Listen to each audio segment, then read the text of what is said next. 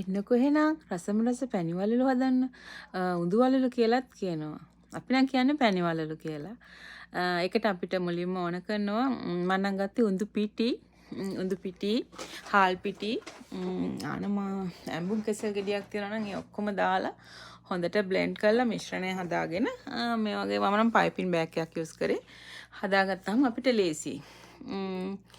ඊට පස්සේ රත් වෙච්ච තෙල් වලට මේ වගේ රවුමට චූටි ලොකුවට කැමති නම් ලොකුවට රවුම් පැණිවලු ටික හදාගන්නයි තියෙන්නේ. ඊට පස්සේ තෙලේ මේක රන්වන් පාට වෙනතුරු බැදුනට පස්සේ අපි රත් කරගත්ත පැණි අපිට කිතුල් පැණි, පොල් පැණි නැත්නම් සීනි උණු කළා හරි පැණි ටිකක් හදාගෙන ඒකට කරද මුංගු දාලා දෙහි බිඳු 3-4කුත් දාලා මේ මිශ්‍රණය රස්නෙන් තියෙද්දි තමයි අපි පැණිවලු ටික ඒකට දාලා විනාඩියක් දෙකක් තියලා ඊට පස්සේ අපිට ගන්න පුළුවන්.